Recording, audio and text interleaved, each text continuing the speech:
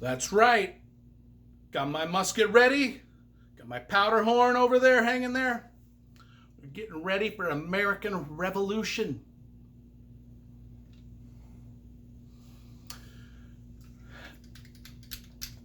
I'm an American badass, folks. An American badass. We're talking about 1776 by David McCullough.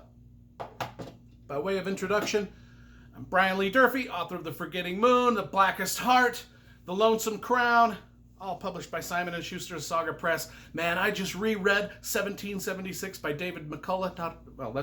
Let's back up a little. I read it in 2005 when it first came out. It's a Pulitzer Prize winning book about the American Revolution. I just reread it for this review. I didn't actually reread it. I listened to the audible.com version, narrated by none other than David McCullough himself. And I gotta tell you, having a book read to you by David McCullough, it's like having like the voice of Jesus, or Allah, or Zeus, or Sun Ra, or Odin, or Morgan Freeman read you a book. I mean, that's how awesome David McCullough does voice narrations. I mean, he's had a lot of practice, the dude. I mean, any PBS historical show you've watched about almost anything like the Civil War or the building of the Brooklyn Bridge, or anything that you've seen on PBS, David McCullough narrated that for you.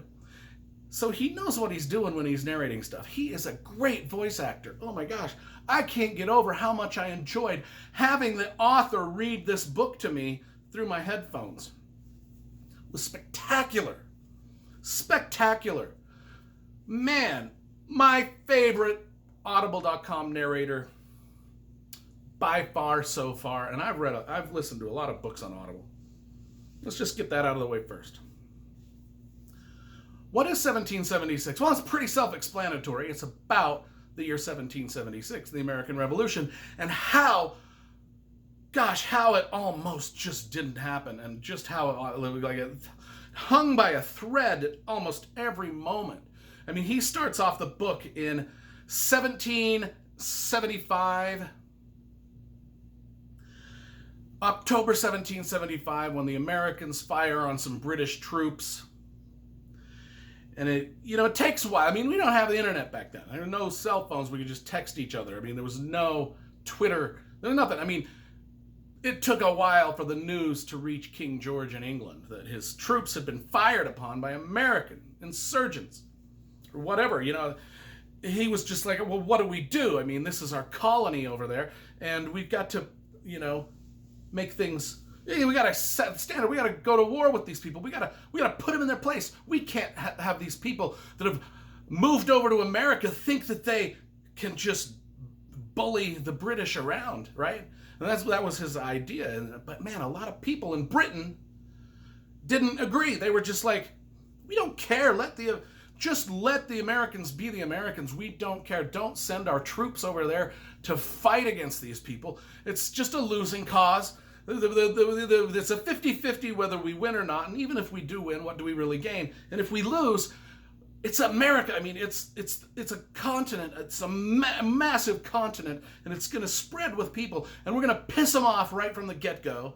And they're going to hate us, and they're going to be our greatest enemy for the rest of time and eternity. So there was like people that were like, yeah, let's go get those Americans for shooting at our British troops. And then there were other people who were just like, let's just leave it be and let America be America, and we'll be our own country. And so they had a decision to make. Do we send troops over there and try to reclaim America and tamp down these insurgencies?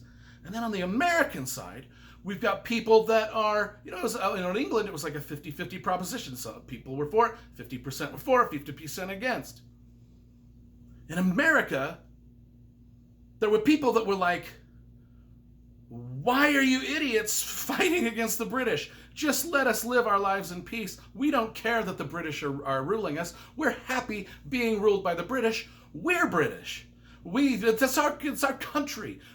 America's just another part of Britain. It's just let's just leave it be, quit causing trouble. But then 50% of the people were like, no, this is crazy. These people are taxing us, they're ruling us. We don't want it. We want our own freedom. We want to do things our own way. We want our own country. We want to get out from under the thumb of King George. Again, 50% for, 50% against. In America, in England, 50, and isn't that just the way it has always been? It just seemed like in the Civil War and World War II, every single major conflict, the Iraq War, 50% of the people are for it, 50% of the people are against it. It's just the way the world works, okay? But what happened was King George sent his troops to stop the Americans' insurgency and to stop the Americans from tormenting the British troops that were already here. And with the Revolutionary War started, right? Okay, that's what we're doing. In 1776, the Revolutionary War started, and I'm telling you, you got to read this book because it tells you, I mean, oh my gosh, the wars then, I mean, like every review I do about American history or British history or world history, we have it so good today. Back in colonial times, it sucked. It sucked, and it sucked especially if you were in war. Because not even if you weren't in war, it sucked.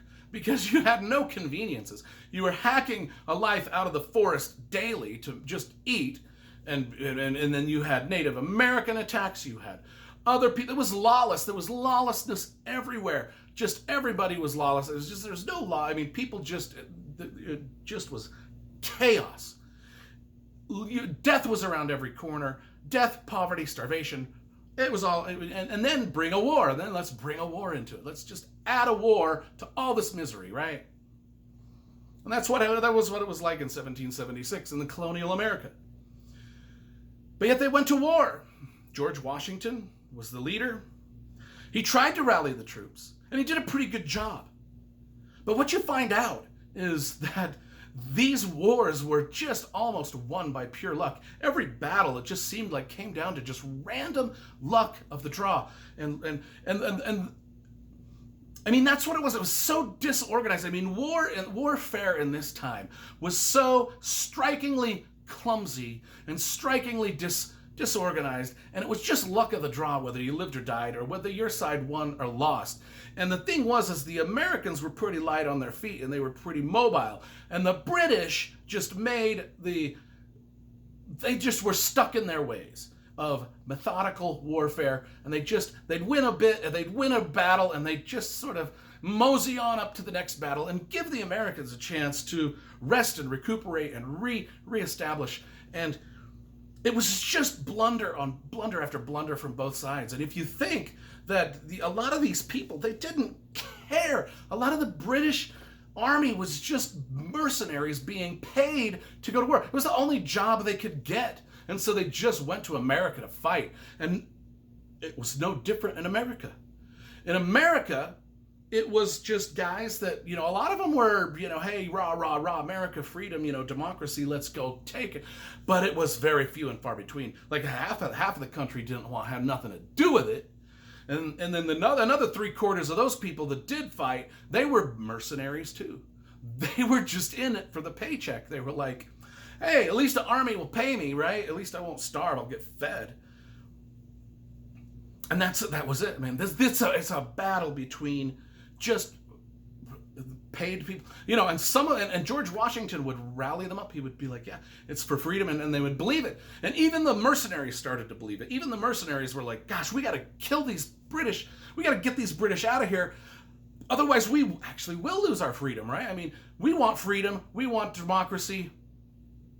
And everything, it's such a disorganized, there were so many lacks of communication, so many faulty intelligence reports, everything. I mean, the British were, the Americans, nobody could really get a grasp of anything. And so many people just starved to death in this war, froze to death. When things weren't going good for the Americans, they would just desert. And they would just be like, well, half of my buddies are frozen to death. Let's just desert. I mean, it was a cluster. It was a cluster. We're lucky. I mean, just by luck, it worked out. The British ineptitude, and part of it was, and the main part that's made, the main point of this book is, the Americans succeeded because George Washington was a leader who promoted in his ranks people like Nathaniel Greene, who actually earned the rank through smart choices in battle, great fighting skills and bravery and intelligence, and he moved up in the rank, and everybody in the American army that was competent moved up in rank. And that's why the American army was better. Because the British army was stuck in classism. Everybody of rank was just because they were of, they've moved up into mobility just for what family they belonged to. You know, it was just, it was a class, British has always been a class society.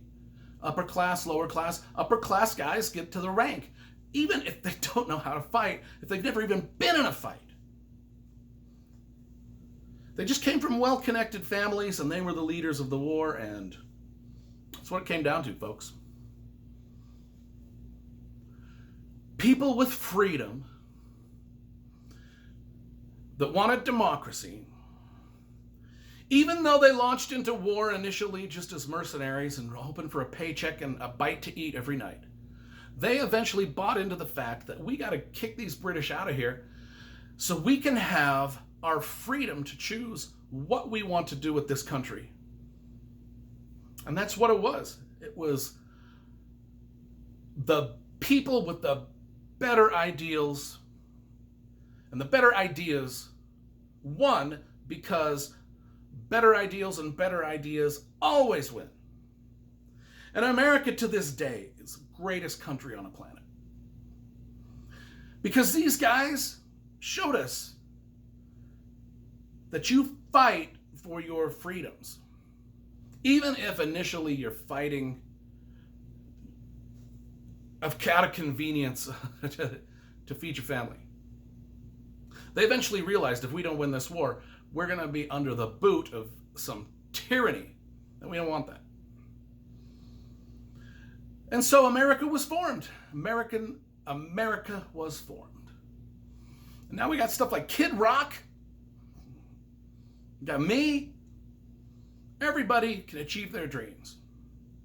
Because of 1776, George Washington and those men that earned our freedom with their very blood in a very grim time that none of us coddled Americans now would have survived it, because we are coddled. I couldn't do it.